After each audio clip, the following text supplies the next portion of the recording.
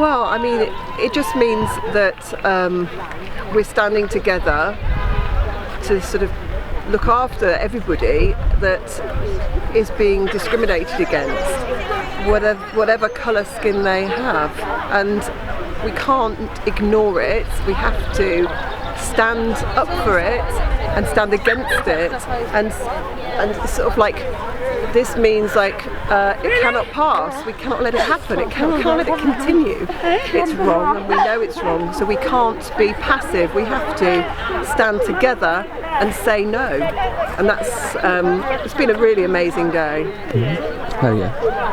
What's your opinion on people saying all lives matter instead of just Black Lives Matter in this situation? It's that whole, like, if a house is on fire, you don't water the other houses. Like, it's when no one is saying that Black lives are more important than anything else. All they're doing is saying Black lives are the house on fire right now. We're not going to put water on everybody else's life right now because everyone else is okay. It's completely deterring from what is actually happening here, which is people are being killed, and when people are being killed, you stop that. Some things will change, you know what I'm saying? Like, a couple of things will change, but we gotta do more than just a protest, you feel me? Like, not only protests are gonna help to stop everything that's going on. We gotta do something from higher up, you feel me? We gotta take it to the top. Yeah. And yeah, sort of thing. Thank you. Black Lives Matter! I can't breathe. I can't breathe. I can't breathe. I cannot breathe. George Floyd had a knee in his neck for almost 9 minutes. For 9 minutes, he pleaded for his life. Why? Because he was a black man. And because of that, cities have been set on fire so that he can get the justice he deserves. Why are we not getting the justice we deserve? What change do you think is needed for this cause to actually make a difference? I feel like we need more teaching about like Black history and like equal teaching of history. Like, because in schools you think like, oh, Britain's so good, the UK did so many good things, like spreading its welfare everywhere. What the UK actually did was went and colonised a bunch of places, and the places didn't even want to have the British people there. Britain just took over, like the Fire Nation in like Avatar. The UK is not innocent. It is 2020 and we are still fighting for the right to live without worrying about the melanin in our skin. It is 2020 and there are still young black children out there wondering, would it be better if I was white? We need to do better.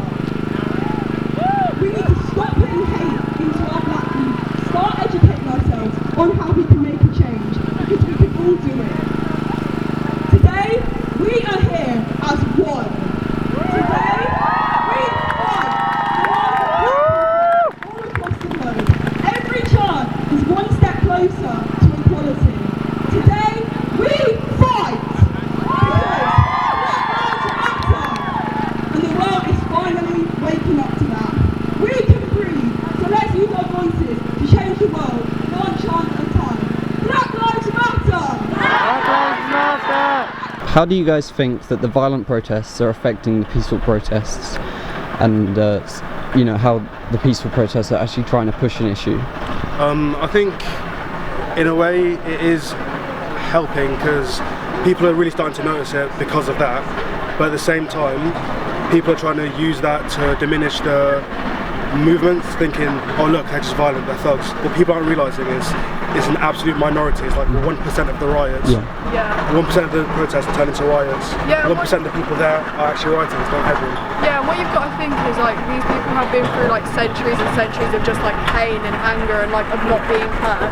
So it's almost like if you're hurt in the same spot for like however many times, you're going to like scream out in pain. And I feel like violence is literally like their way of like screaming and just saying, look, you need to see this because we don't know how much longer we can take it, kind of thing. history showed us that Martin Luther King, he was a big peaceful protester, but that stuff took time to come into place, whereas Malcolm X, the violence, the police acted straight away, change was made a lot quicker. So I think a good mix of them, you know, if the peaceful's not working, the violence is the way that's going to get people to listen. But it's a bit unfair on some of the small businesses, I think, in America especially, attacking them. Like, I know you've got your problems, but they might have theirs as well, so they just got to get that balance. This might be the only way for them. That's the only way they can really talk to the government and get a change. Why do you think it's important that we protest here as well as America and places like that? I think it's really important we protest here because it's about racism that goes through everything. So like what we've got young girls here who's 17 years old talking about their school curriculum and the fact that they don't feel black history is reflected in the curriculum, and that in their town, in Kettering, they can still get racist abuse walking around and just hear, you know, comments about their hair, about the colour of their skin, and that's wrong. Yeah, exactly. So it's not about, you know, obviously George Floyd murder is like the trigger for just a lot of issues all around about racism in all aspects of our lives. Exactly. So it's absolutely hugely important to do that here as well. How does the BML movement affect you personally? Okay, Billy, I think you're the best person to ask because it affects her deeply. I think it's just important to come together and to show support no matter what colour you are, socially distance, making sure that you're sticking to the rules and we're all coming out together. Do you think this time it's going to change? This is it? I hope so. I definitely think that there's going to be some change and some things are different, and that's the main thing.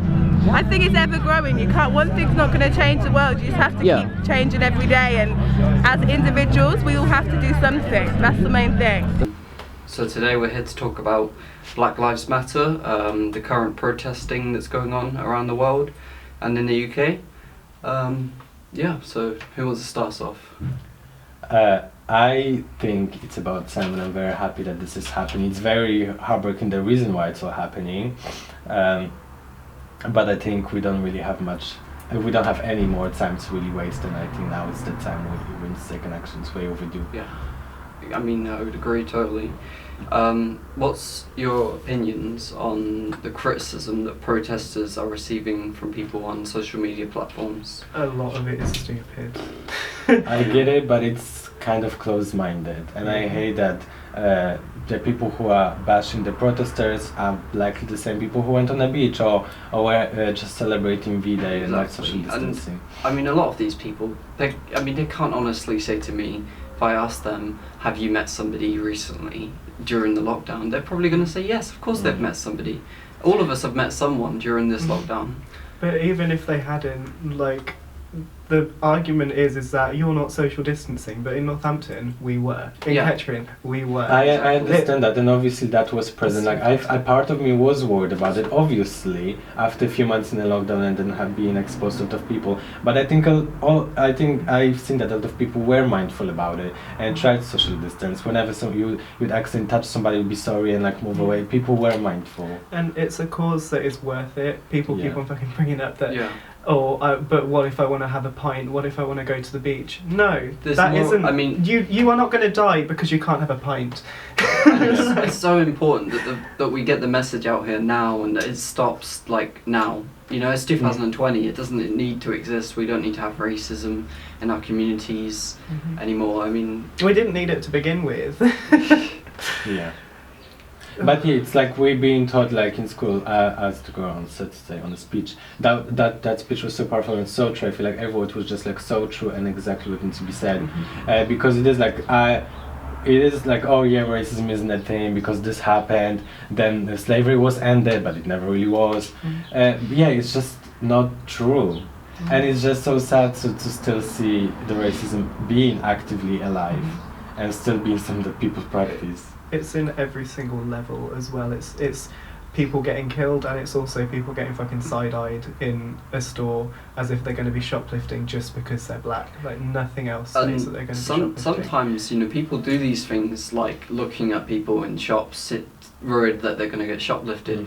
This stuff is the stuff that's just ingrained into society, and people do it without realizing, and that needs to stop. It annoys me the most when like it's the woke comedians that like make a fucking like nasty joke, like a discriminatory joke, but because it's all jokey and they're usually an activist on the side, that it makes it okay. No, like you shouldn't be saying anything like that. Just be nice. There's no point in racial stereotypes and there's no point in racist jokes ever.